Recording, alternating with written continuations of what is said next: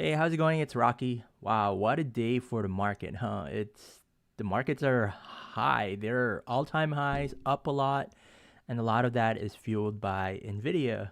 So I want to say FOMO, if you're missing out, it's real, definitely for NVIDIA. But before we get started, quick disclaimer, this is for informational and entertainment purposes only and should not be relied upon as a basis for investment decisions.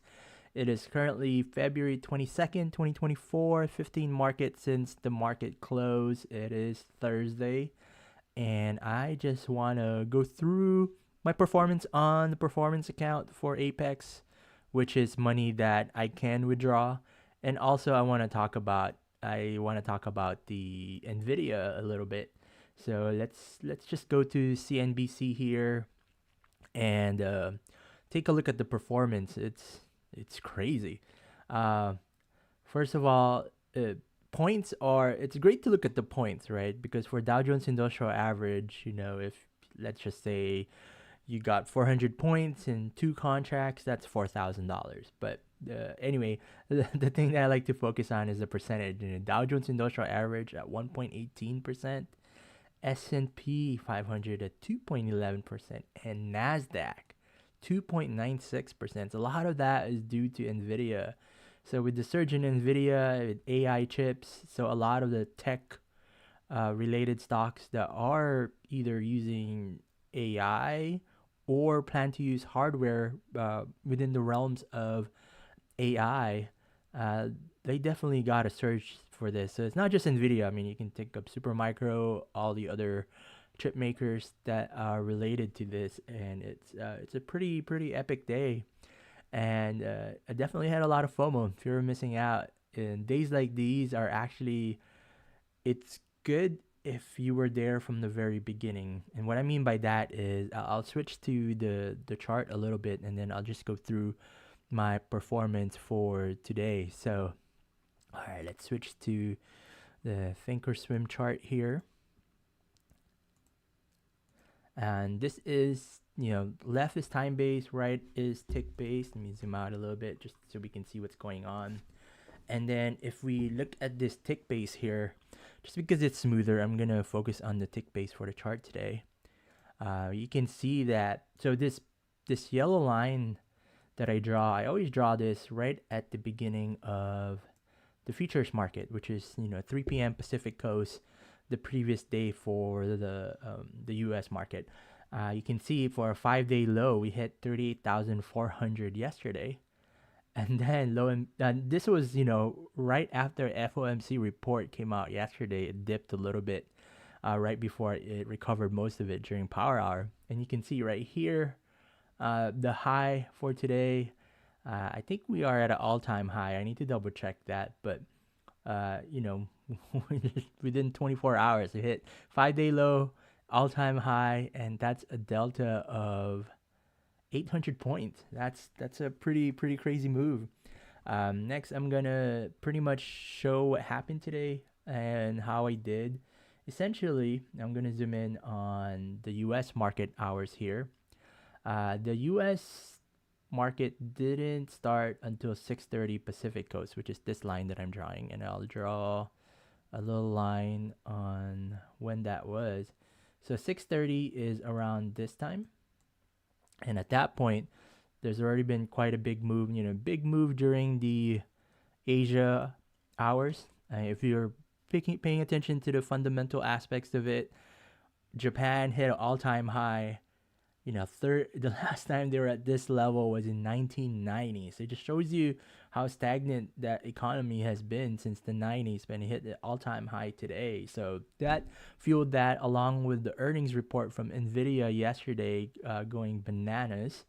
And then right when the market opened, you can see this bit of a jump right here. It's a good 300 points or so. One of the main reasons I don't trade at market open, because I just don't do well in that. And then when I woke up, I usually try to trade after 8 a.m. Pacific Coast. I saw this number right here, and I knew that I already had a bias in how to trade, so I decided to just not trade the morning. And you can see that it go up from 38 850 to 39 200s on this level. And I actually did not trade until the power hour. So it was the power hour right here.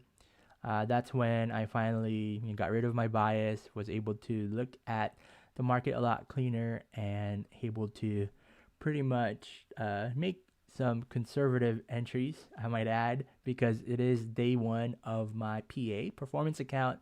And with these accounts, I am now able to pretty much make a withdrawal. So let me show you how we did on my performance account. I'll bring that up. And let's see. Oops, give me a sec. All right, there you go. Let me just get rid of the background there. All right, so I am using a trade copier. If you're not aware of what it is, please check out a video.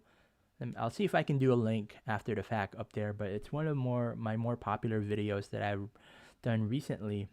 With this trade copier, you can see that I am trading multiple accounts. So these are my PAs right here. I have 3 PAs. And then at the same time, because Apex has a 90% off sale right now, which they haven't done in about 2 or 3 months, I decided to add a few more.